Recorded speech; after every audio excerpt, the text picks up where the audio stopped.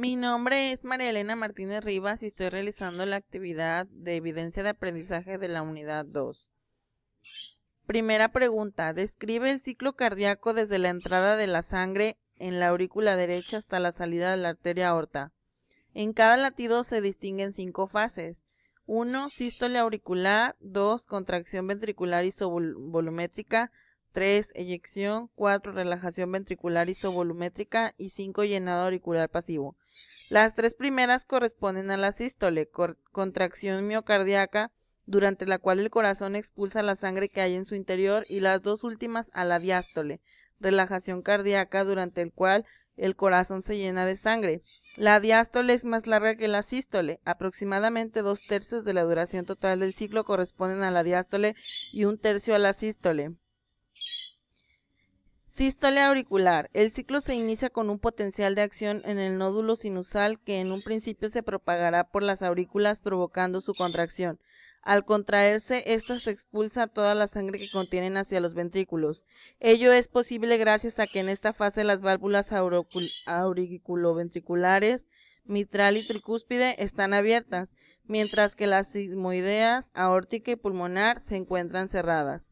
Al final de esta fase, toda la sangre contenida en el corazón se encontrará en los ventrículos, dando paso a la siguiente fase, contracción ventricular isovolumétrica. La onda de despolarización llega a los ventrículos que en consecuencia comienzan a contraerse. Esto hace que la presión aumente en el interior de los mismos, de tal forma que la presión ventricular excederá a la auricular y el flujo tenderá a retroceder hacia estas últimas. Sin embargo, esto no ocurre, pues el aumento de la presión ventricular determina el cierre de las válvulas auriculoventriculares, que impedirán el flujo retrógrado de sangre. Por lo tanto, en esta fase, todas las válvulas cardíacas se encontrarán cerradas. Eyección. La presión ventricular también será mayor que la presión arterial en los grandes vasos que salen del corazón, tronco pulmonar y aorta, de modo que las válvulas sigmoideas se abrirán y el flujo pasará de los ventrículos a la luz de estos vasos. A medida que la sangre sale de los ventrículos hacia estos, la presión ventricular irá disminuyendo al mismo tiempo que aumenta en los grandes vasos. Esto termina igualando ambas presiones, de modo que parte del flujo no pasará por gradiente de presión hacia la aorta y tronco pulmonar. El volumen de sangre que queda retenido en el corazón al acabar la eyección se denomina volumen residual, telesistólico o volumen sistólico final, mientras que el volumen de sangre eyectado será el volumen sistólico o volumen latido. Relajación ventricular isovolumétrica. Corresponde al comienzo de la diástole, lo que es lo mismo al periodo de relajación miocardíaca.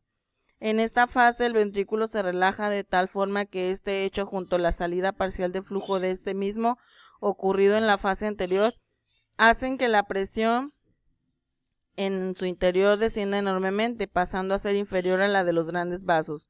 Por este motivo el flujo de sangre se vuelve retrógrado y pasa a ocupar los senos aórtico y pulmonar de las valvas sigmoideas, empujándolas y provocando que éstas se cierren.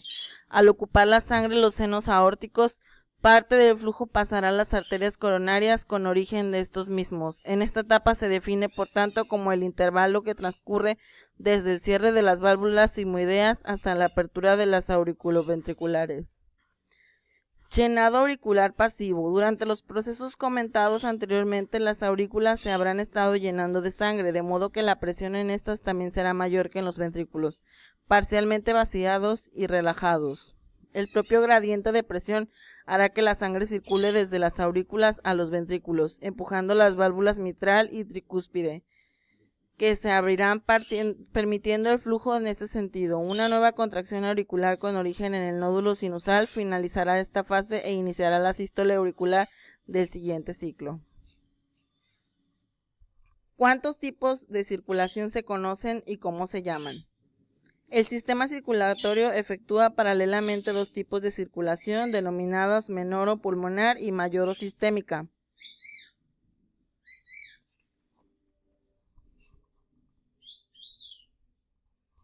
El corazón. ¿Cuál es la anatomía estructural de arterias, arteriolas capilares? El corazón y el aparato circulatorio componen el aparato cardiovascular. El corazón actúa como una bomba que impulsa la sangre hacia los órganos, tejidos y células del organismo. La sangre suministra oxígeno y nutrientes a cada célula y recoge el dióxido de carbono y las sustancias de desecho producidas por esas células. La sangre es transportada desde el corazón al resto del cuerpo por medio de una red compleja de arterias, arteriolas y capilares, y regresa al corazón por las vénulas y venas. Si se unieran todos estos vasos de esta extensa red y se colocaran en línea recta, cubrirán una distancia de 60.000 millas, más de 96.500 kilómetros, lo suficiente como para circundar el mundo 2 veces. El aparato circulatorio unidireccional transporta sangre a todas las partes del cuerpo. En este movimiento de la sangre dentro del cuerpo se denomina circulación. Las arterias transportan sangre rica en oxígeno del corazón y las venas transportan sangre pobre en oxígeno del corazón. En la circulación pulmonar, sin embargo, los papeles se invierten. La arteria pulmonar es la que transporta sangre pobre en oxígeno a los pulmones y la vena pulmonar la que transporta sangre rica en oxígeno al corazón. 20 arterias importantes atraviesan los tejidos del organismo, donde se ramifican en vasos más pequeños denominados arteriolas. Las arteriolas, a su vez, se ramifican en capilares, que son los vasos encargados de suministrar oxígeno y nutrientes a las células. La mayoría de los capilares son más delgados que un pelo. Muchos de ellos son tan delgados que solo permiten el paso de una célula sanguínea a la vez. Después de suministrar oxígeno y nutrientes y de recoger dióxido de carbono y otras sustancias de desecho, los capilares conducen la sangre a vasos más anchos denominados vénulas. Las vénulas se unen para formar venas, las cuales transportan la sangre nuevamente al corazón para oxigenarla. ¿Qué son y qué función tienen las arterias, arteriolas, capilares, vénulas y venas? Las 5 principales tipos de vasos sanguíneos son las arterias, las arteriolas, los capilares, las vénulas y las venas. Las arterias conducen la sangre desde el corazón hacia otros órganos. Las grandes arterias elásticas abandonan el corazón y se dividen en arterias musculares de mediano calibre que se distribuyen a lo largo de las diferentes regiones del organismo. Las arterias de mediano calibre se dividen luego en pequeñas llamadas arteriolas. Cuando las arteriolas entran en un tejido, se ramifican en numerosos vasos diminutos llamados capilares, semejantes a cabellos. La delgada pared de los capilares permiten el intercambio de sustancias entre la sangre y los tejidos corporales. Los grupos de capilares dentro de un tejido se reúnen para formar pequeñas venas llamadas vénulas. Estas a su vez convergen formando vasos sanguíneos cada vez más grandes llamados venas. Las venas son los vasos sanguíneos que transportan la sangre desde los tejidos de regreso hacia el corazón. Como los vasos sanguíneos requieren de oxígeno O2 y nutrientes al igual que otros tejidos del organismo, los grandes vasos sanguíneos están irrigados por sus propios vasos sanguíneos, llamados vasa vasorum, literalmente vasos de los vasos, localizados en el interior de sus paredes. ¿Qué porcentaje de sangre se encuentra en promedio en los diferentes componentes del sistema circulatorio? Aproximadamente 84% de la sangre en circulación sistémica, de los cuales 64% se encuentra en venas, 13% en arterias, 7% en arteriolas sistémicas y capilares. Aproximadamente 16% en corazón y pulmones, de los cuales 7% en corazón y 9% en pulmones. ¿Cuáles son las distintas presiones en los diferentes componentes del sistema circulatorio? La presión arterial varía durante el ciclo cardíaco de forma semejante a una función sinusoidal, lo cual permite distinguir una presión sistólica, que es definida como el máximo de la curva de presión en las arterias, y que ocurre cerca del principio del ciclo cardíaco durante la sístole o contracción ventricular. La presión arterial diastólica es el valor mínimo de la curva de presión en la fase de diástole o relajación ventricular del ciclo cardíaco. La presión media a través del ciclo cardíaco se indica como presión sanguínea media. La presión del pulso refleja la diferencia entre las presiones máxima y mínima medidas.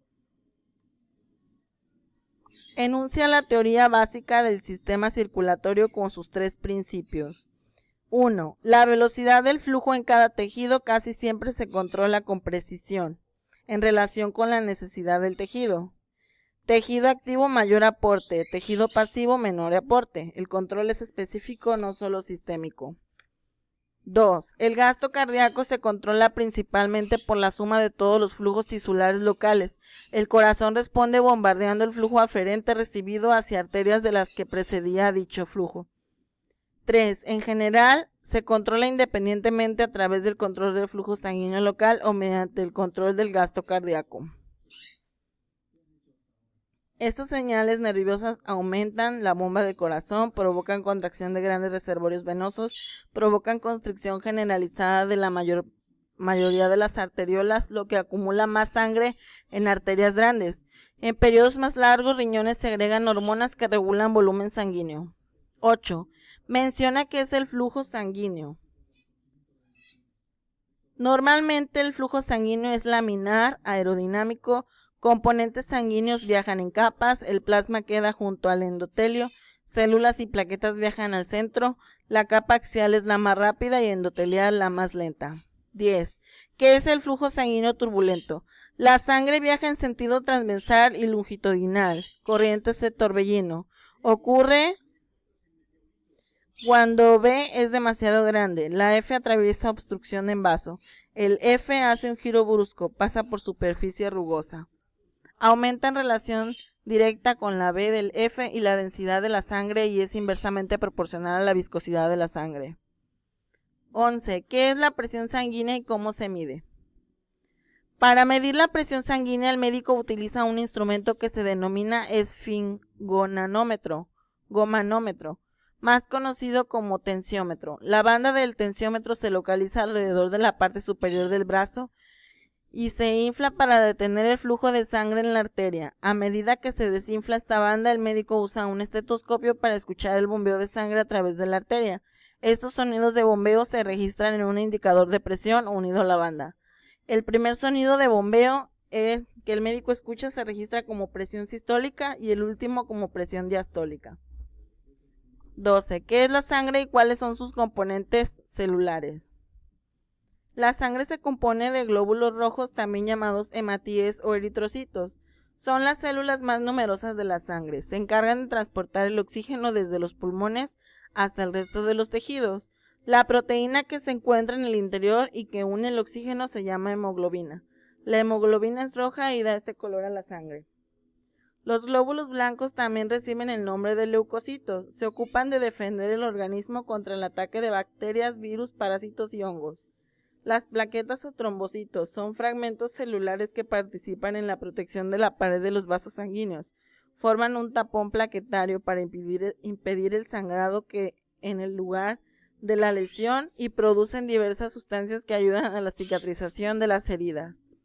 El plasma es la parte líquida de la sangre y es muy rico en proteínas, entre las cuales destacan como las más importantes la albúmina, los factores de la coagulación y las inmunoglobulinas.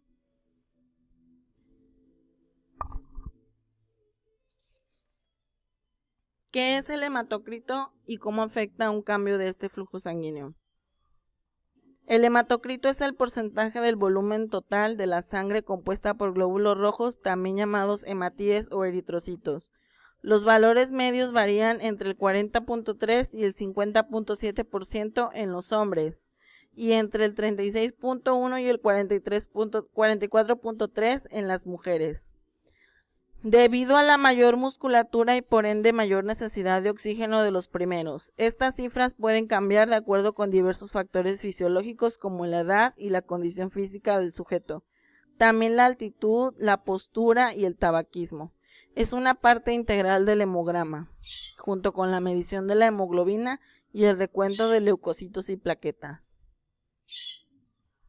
La anemia es la disminución del nivel de eritrocitos. Se puede relacionar con diferentes condiciones como hemorragia o leucemia. Hay numerosos factores que pueden contribuir a desarrollar una anemia, como la baja en la ingesta de hierro o pacientes con enfermedad renal crónica, quienes no generan suficiente eriproyetina para estimular la producción de glóbulos rojos en la médula ósea. Aún así, solo se utilizan los valores de HB para detectar si el paciente es o no anémico.